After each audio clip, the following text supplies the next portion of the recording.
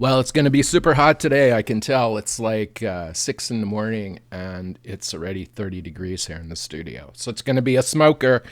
It's going to be a real smoker here on the Cannabis Goldsmith today. I've got a couple of things to talk about today. One, I'm going to talk about our new Prime Minister's wife and her fashion sense. And two, I'm going to talk about the buckle, the sterling silver buckle design I'm working on now. That is just fantastic, and I'm so excited and hyped about. This is a show about jewelry, why we wear it, why it matters, how it's made, and what it means. I'm Alex D, and I turn cannabis into gold. I make mind-blowing jewelry in gold, silver, and platinum from cannabis plants here in Canada for stage, screen, for people who want to rock crazy jewelry. I'm the Cannabis Goldsmith. We're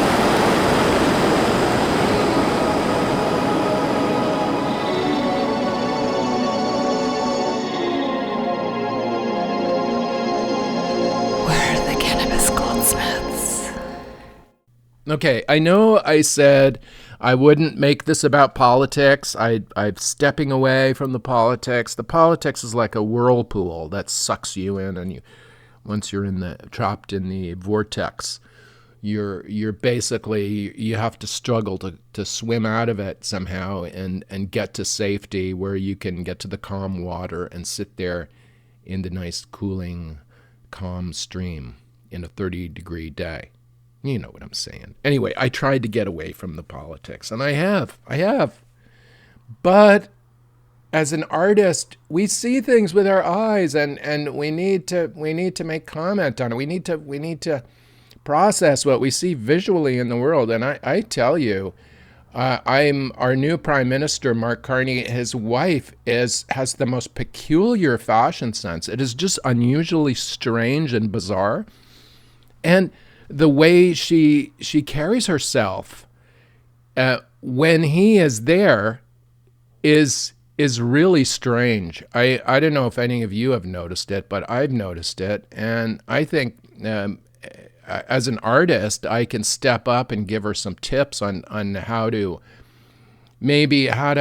fix that dressing situation, and how maybe perhaps even to fix the standing up to your husband's situation. Now, I know I'm not a woman, and I'm a man through and through, a proud heterosexual man. I'm a man.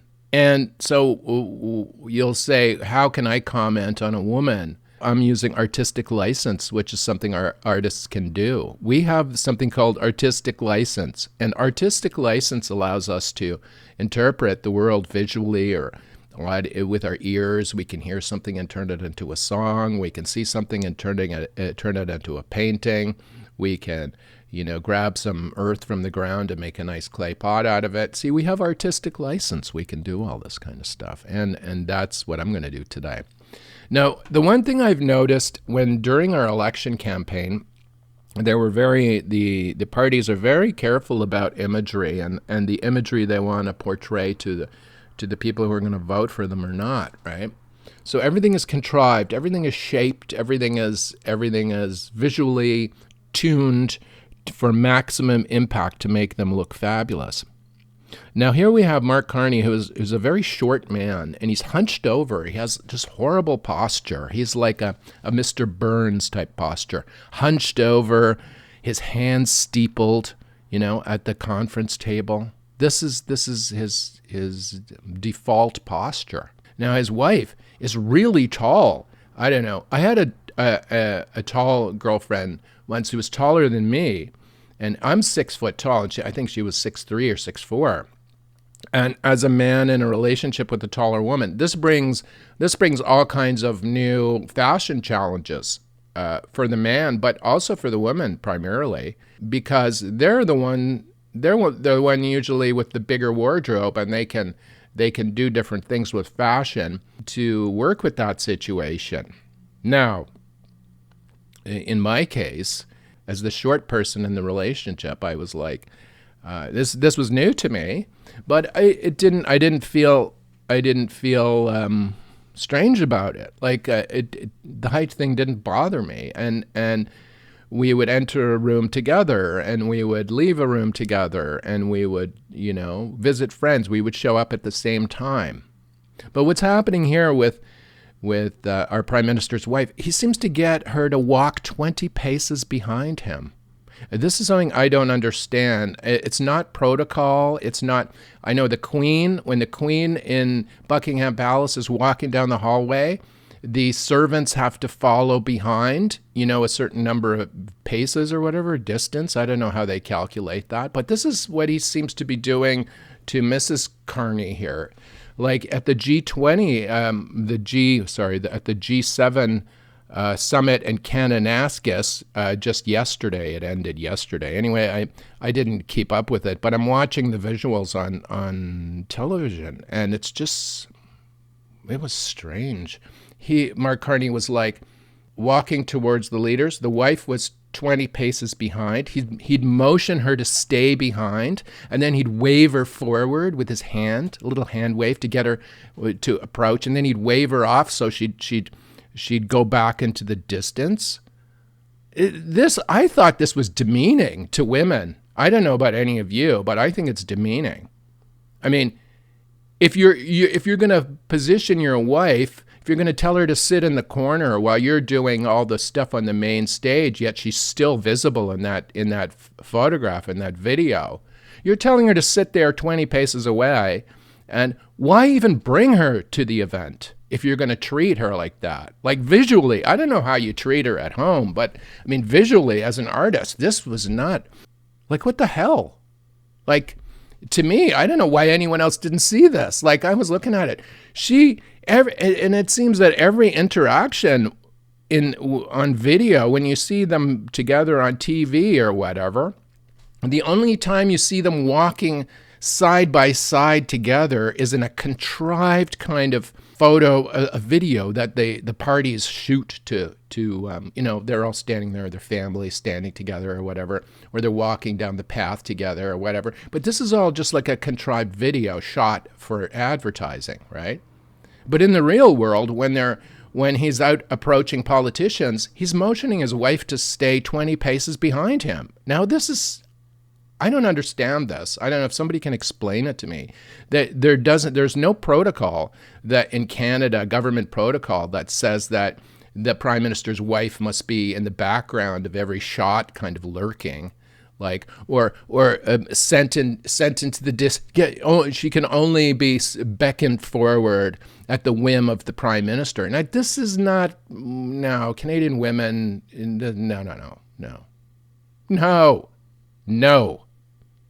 No. Mark Carney, if you're going to bring your wife to the G7 and you approach the leaders, she must be at your side. You must greet the leaders together, side by side. None of this let the wife wait in the lurk in the background until she's beckoned forward. This is demeaning to women in Canada, I think. That has to be worked out. They need to optically figure out how to get the wife at the same level with the man for our prime minister's office. Jesus, what are you doing? This is not like feudal England here, Mark Carney, prime minister. This is Canada. This is a modern Canada. Your wife, who is apparently an accomplished economist, why are you keeping her in her little kennel box while you're on the stage? Why? Maybe it's to have the spotlight on yourself, so that nobody diminishes the spotlight on yourself. Look, you're the prime minister. You're already the prime minister. What more do you want? Like, look, Canadian women are amazing. Canadian women are fantastic. We've got incredibly talented women in Canada. We've got mothers and daughters and sisters.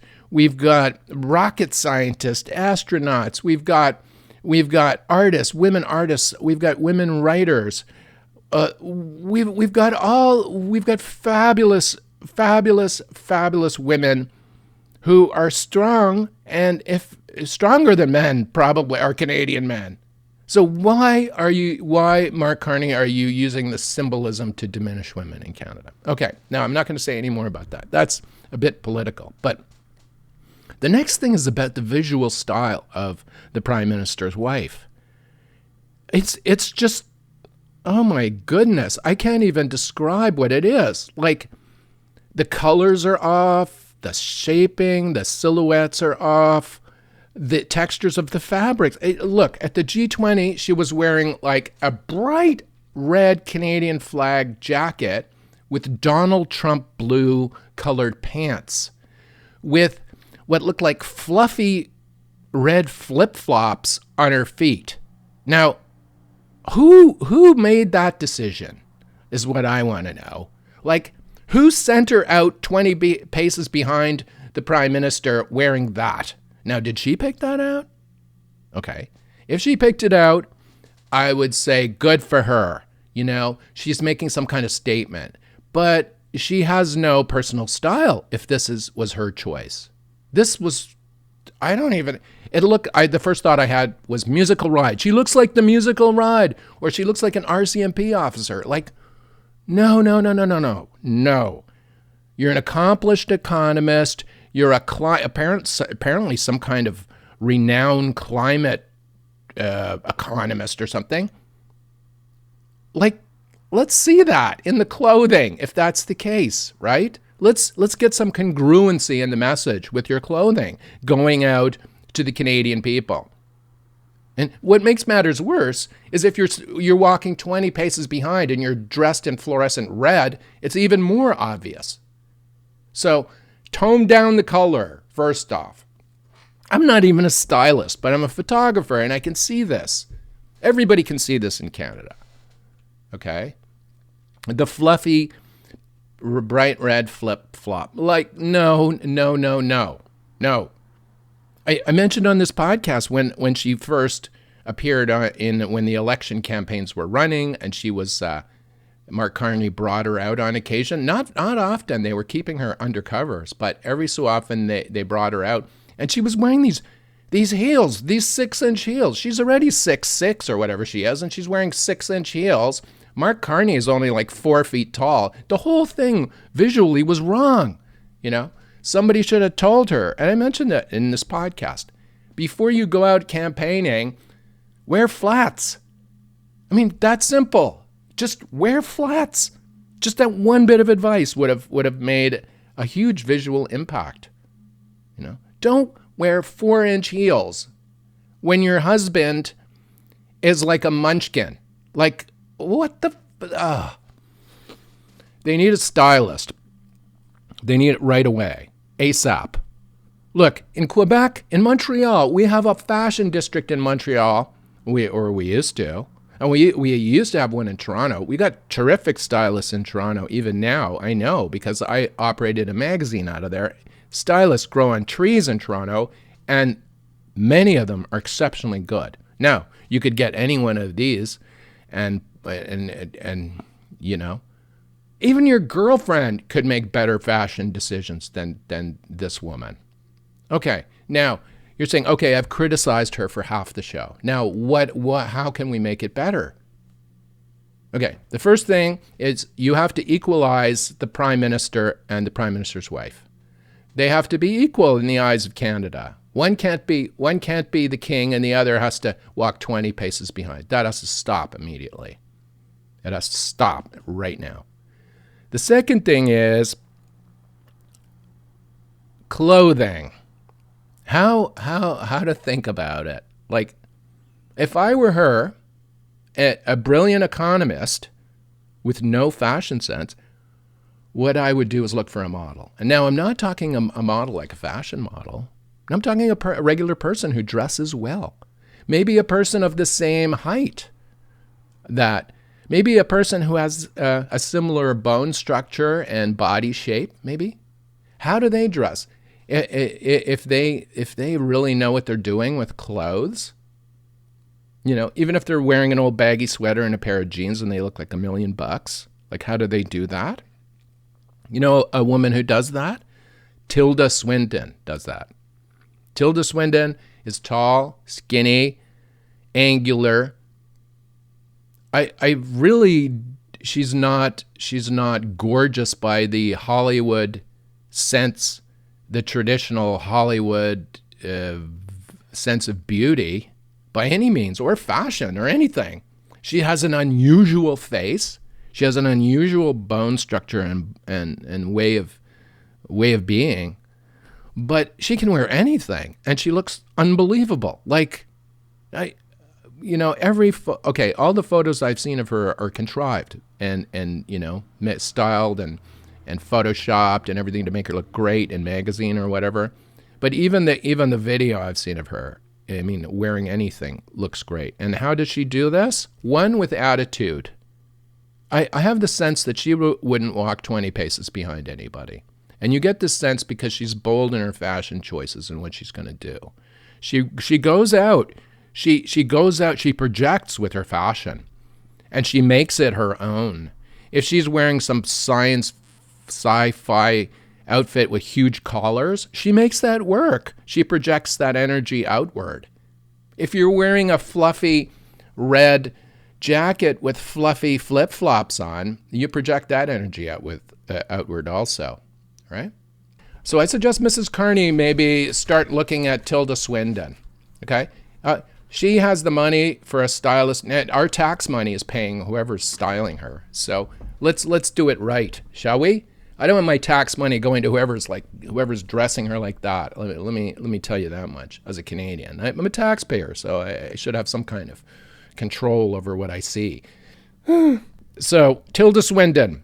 Mrs. Diana Carney, Diana Fox Carney, I believe her name is. Anyway, look at Tilda Swinton. Watch her. I mean, now you could probably pick up since you're the Prime Minister's wife, you could probably pick up the phone and call Tilda Swinton and say, Tilda, get over here. Come to Canada.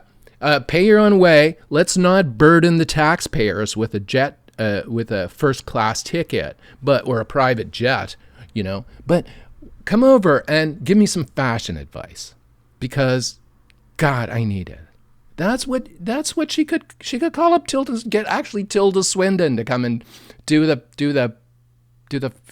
styling advice.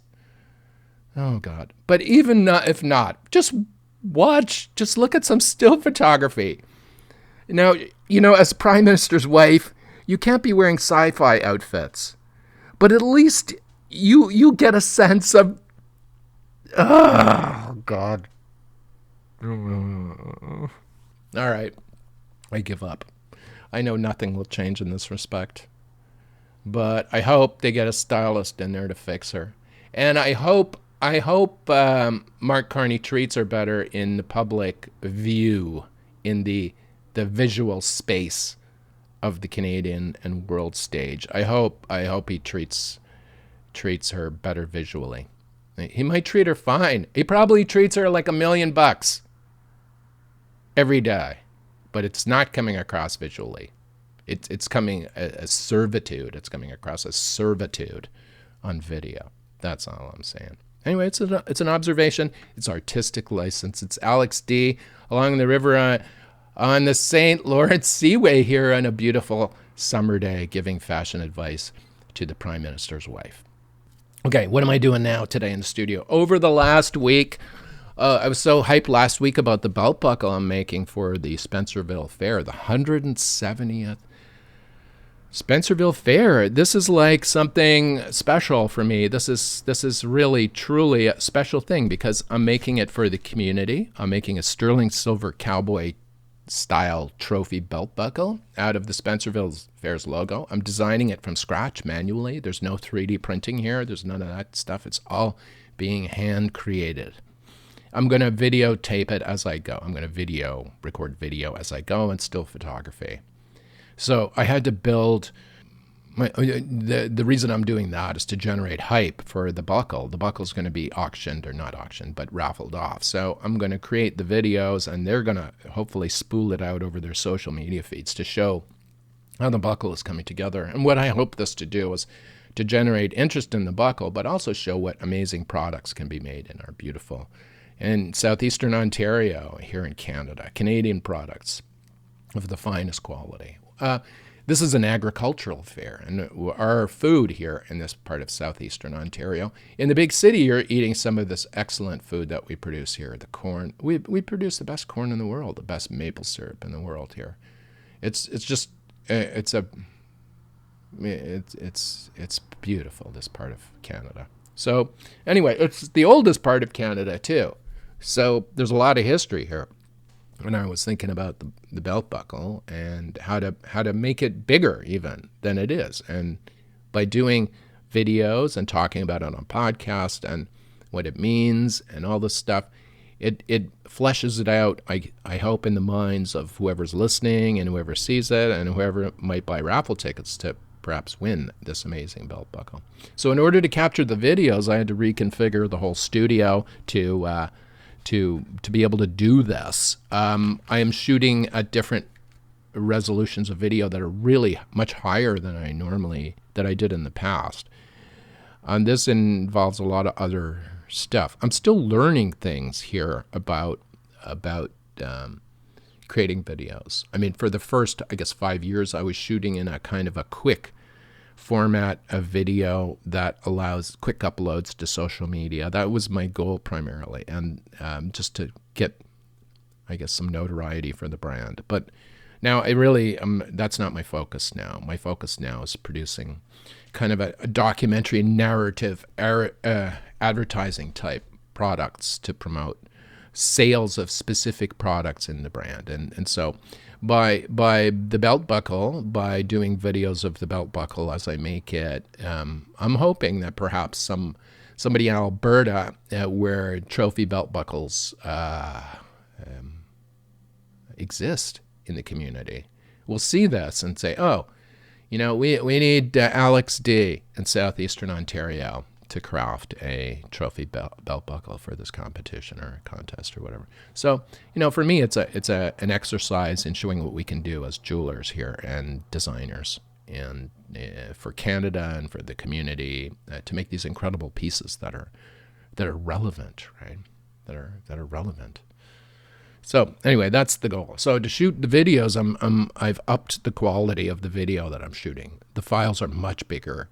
It's harder to work with. It's I've got a very fast computer here that I can process the files. You need that when you work with these huge files. They're massive, even for just small amount of time. But what this gives me is the option to zoom right in, and there's so much resolution in these video files that the quality should be very good, and it allows me more options when I edit the little videos. So I figure I'm going to do like 12 maybe little episodes on creating this buckle, and I'll upload it to our YouTube channel, which I will post next week. I'll post a link to it. I have an underutilized YouTube channel. I don't like, God, I've avoided social media. I've avoided Instagram for a year, and I felt much better because of it, actually. And YouTube is, I don't want my life to be about generating content for the platforms, for Meta or for Google or for Sundar. I don't want to be doing that. I want to be making art for myself and for others, not billionaires, right? So that's why I've tended to stay away from these uploading stuff to social media platforms. But in this case, I'm going to create 12 short videos and describe the construction of this buckle. They'll be able to either, the Spencerville Fair Committee will be able to share them if they want or not or whatever. And then I'll be able to share them on this YouTube channel, which I will post next week because the first videos will be up by next week, I think, on the channel. So you'll be able to see what I'm doing actually at the bench, right? You'll be able to see a project from idea to completion. That's the goal. It's a kind of a learning tool too. I like to think of it as, my goal here is, if there's some people in the community tucked away in farms somewhere and they're making stuff, they're making, earrings out of Fimo clay, or they're carving ducks out of cherry wood or whatever the hell they're doing art-wise, they'll see this and maybe it'll inspire them in some way. Just as Tilda Swinton's way of dressing inspires me to try and improve the visual aspect of the Prime Minister's office. So anyway, that's the art of the week here. On the Cannabis Goldsmith, I am doing so many different things. I've reconfigured the studio. I've put in these posts I've created a shooting area where I'll be able to, mount a camera quickly and just screw a camera into this thing and then just shoot downward at a desk and with a very sharp lens, so it should be able to capture everything I'm doing. You'll be able to see that.